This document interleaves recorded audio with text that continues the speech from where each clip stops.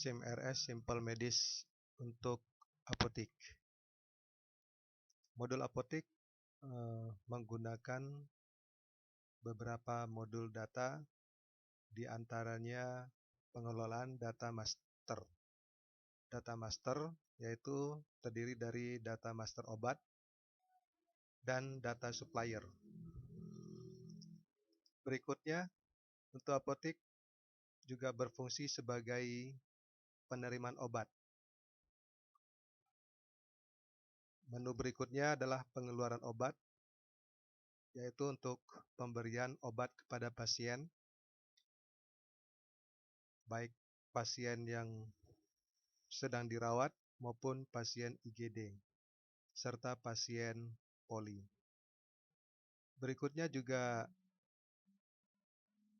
bisa menjual obat kepada umum atau non-pasien.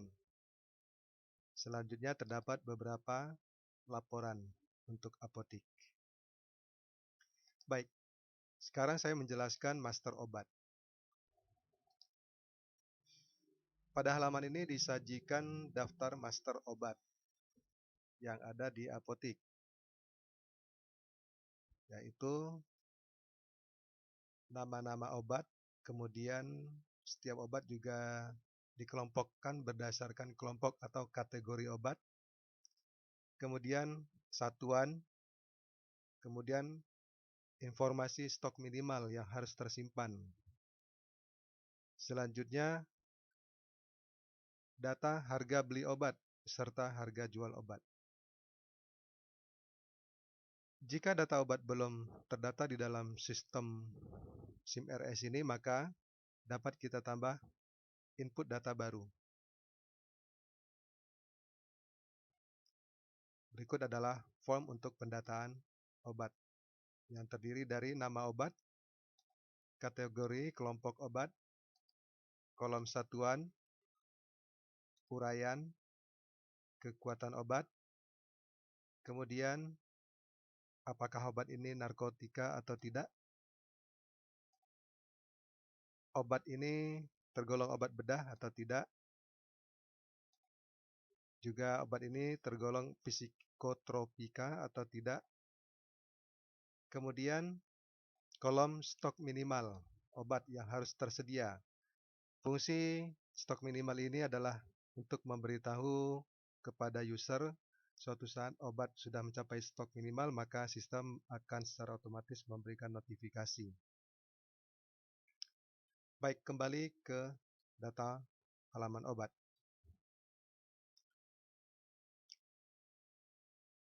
Pada bagian paling atas data obat, kita bisa melakukan pencarian obat. Pencarian bisa dilakukan berdasarkan kategori, bisa berdasarkan nama, satuan, dan lain-lain. Kita bisa mendapatkan obat habis pakai saja. Kita klik lihat data.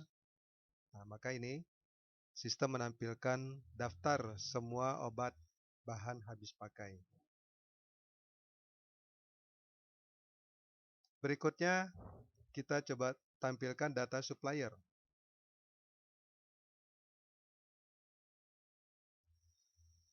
Supplier digunakan untuk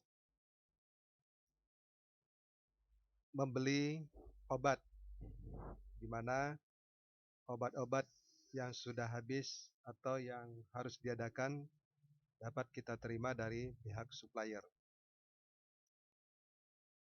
Selanjutnya kita lihat penerimaan obat.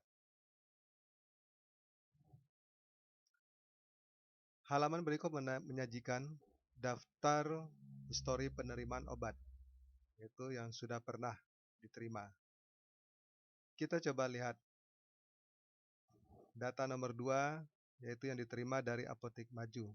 Suppliernya Apotik Maju.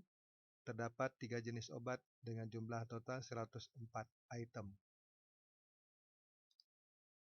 Berikut adalah detail penerimaan obat yang dilakukan pada tanggal 26 Maret 2016. Berikut adalah daftar-daftar obat yang diterima. Jika ingin menambah data obat, baru yang diterima pada supplier ini, kita tinggal klik pilih obat, maka sistem meminta kita mengisikan nama obat yang diterima. Misalnya tertulis Amox. Maka sistem menampilkan daftar obat yang mengandung nama Amox. Kita pilih amoxicillin. Jumlah yang diterima misalnya 5 box. Harga satuan misalnya 10.000. Otomatis dikali 5, satuannya menjadi 50.000. Berikutnya, kita dapat mengisi tanggal expired date-nya. Misalnya expired date tahun 2008, tanggal 31 Juli. Berikutnya, Anda dapat mengisikan batch number sesuai dengan batch number yang terdapat pada kotak obat. Untuk menyimpan, klik tombol enter. Ya, data sudah disimpan. Selanjutnya, saya jelaskan cara pengeluaran obat. Saya akan jelaskan hanya satu, yaitu untuk pengeluaran obat kepada pasien rawat inap.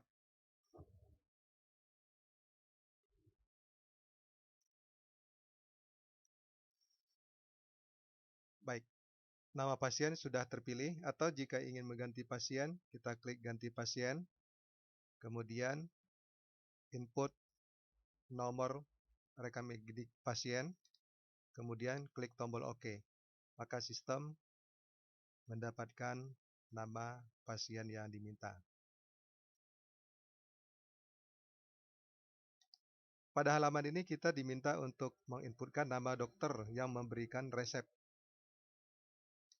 Kemudian tanggal resep, misalnya kita pilih tanggal hari ini, 1 Juli. Kemudian pada daftar obat, kita bisa klik nama obat. Beberapa huruf yang kita ketikkan pada kolom ini, secara otomatis sistem memfilter daftar obat yang dimaksud. Misalkan quantity adalah 2. Kemudian pada baris kedua juga dengan cara yang sama kita dapat mengisikan obat yang dicari, atau kita bisa melakukan pencarian di sini. Misalnya obat amoxicillin. Klik nama obat, kemudian klik jumlah yang diberikan kepada pasien. Jika selesai, kita bisa tekan tombol enter atau klik simpan.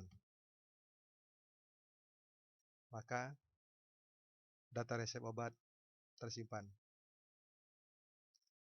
Di sini ada tombol cetak untuk menampilkan cetak. Baik. Berikutnya setelah obat diinput, di bawahnya terdapat submenu daftar pemberian obat kepada pasien. Kita bisa lihat yang baru saja diinput, maka tampil pada daftar pemberian obat. Yang terakhir ada laporan.